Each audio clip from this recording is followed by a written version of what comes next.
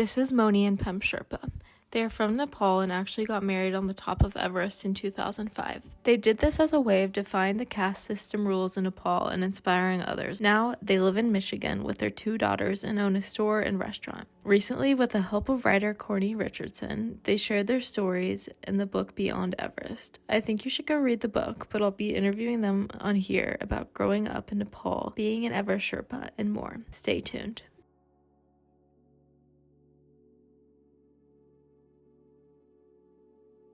We cannot really say that Sherpas are exploited and then by the Western climbers, but I mean, it's maybe there are 1 or 2% that happen. I even faced that. I'm not faced, but I saw that some of the climbers will come there and then tell their Sherpas that, well, we're gonna do this, we're gonna do that if we're able to summit, and they shows lots of huge dreams, and then that's kind of push Sherpas to do really aggressive behaviors to go to the summit. I mean, even they are not physically strong, they are trying to push themselves to make it happen. So those are the things that putting their life in a danger sometimes. But other than that, I mean, because of the Western climbers and Western tourists, all this Sherpa community is really where it is today. If there is no Western climbers and no Western tourists, I don't think Sherpa community will be around the world now, because if you go around the world, you're gonna see Sherpa communities pretty much every country nowadays. And if there is no climbers or no trekkers, I don't think that's gonna happen.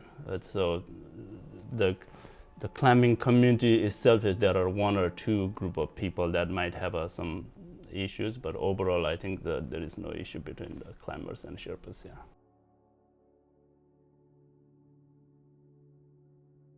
Well, Changba is a really small mountain village up in the eastern part of Nepal, which is really remote, which is not even on a trekking route, because the trekking route goes much more further away. So our village is really undeveloped and really remote. When I grew up there, we don't have drinking water, or we don't have a road access, or we don't have TV, electricity. I mean, it's basically nothing there. So, but life is much more fun because you don't have nothing, and there is nothing to worry about. But then once I start going to school, and things are changing a little bit different, because when I get into like 8th grade, there is a lot of activities are happening, and they require some money for that, and then my parents not able to afford that expenses. And then one day I decided to run away with one of my friend who already been to Namche several times and came back, and he said, well, if you go to Namche, you get to see the tourists and get to work there, make money and all those things. So we both decided to get together and run away.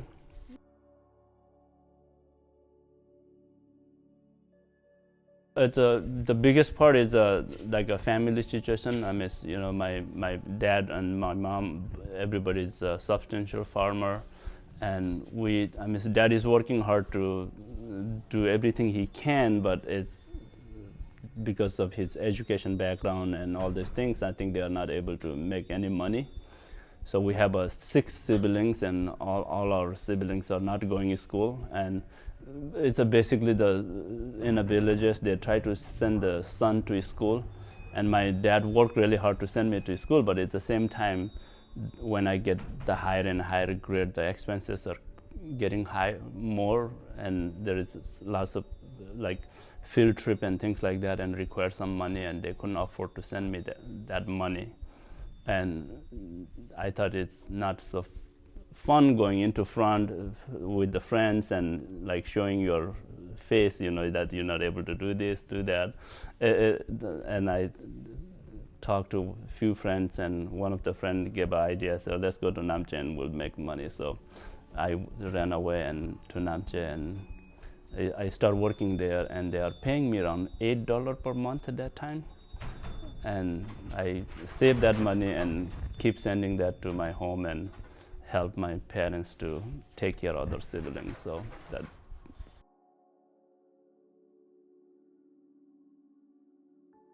The working in a Namche is a more like a house servant. So you stay with the family and you do everything that the family asks you to do, like dishwashing, laundry, cooking food, and that's the part that I learned all this name of the cooking utensils and pot and all these things, because in our village we don't have those kind of things. And so this is a little tiny tea house that owned by the locals there. So I worked there for 2 years and then moved to Lukla and I started working for other family, and the same time I was doing some trekking.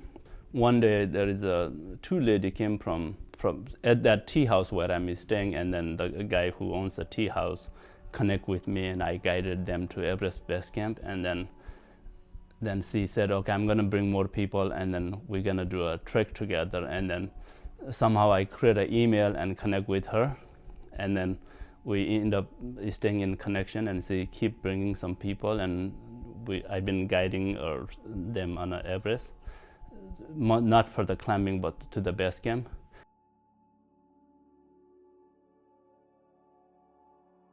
In the back days, like when you are climbing Everest, there is not required a training. So basically you have to have some kind of connection, between people. And then I know Wangshu Sherpa, who runs a really big expedition company, and he is our uncle. So he gave us an opportunity to climb Everest. And that time they will just pick who is the strongest person in a team, and then you kind of line up all the Sherpas and whoever have a stronger physically, and they will just pick those people and send to the climbing Everest. And some people will do really good, some people will don't, but overall they pick that way, yeah.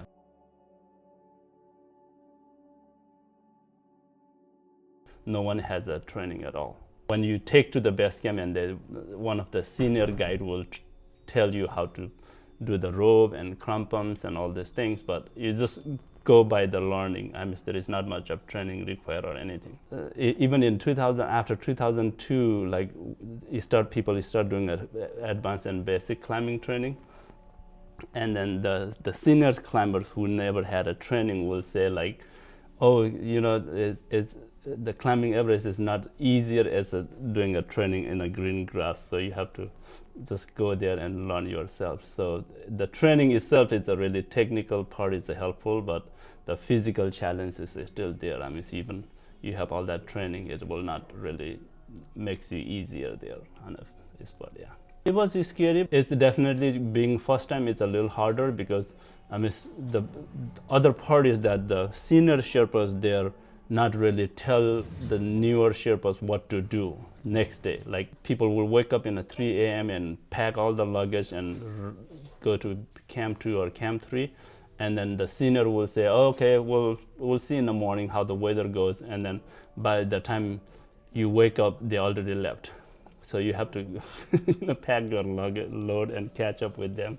And then some of the time it's the senior will leave all the difficult load with the newer Sherpas, because you have to transport the oxygen bottles, and you have to transport this propane gas cylinder to camp 2, and then senior will carry the tent or sleeping bag, and then the newer one need to carry the propane gas tank and or oxygen bottle, the harder one. So being a new, it's dominated a little bit. I think it's every industry everywhere.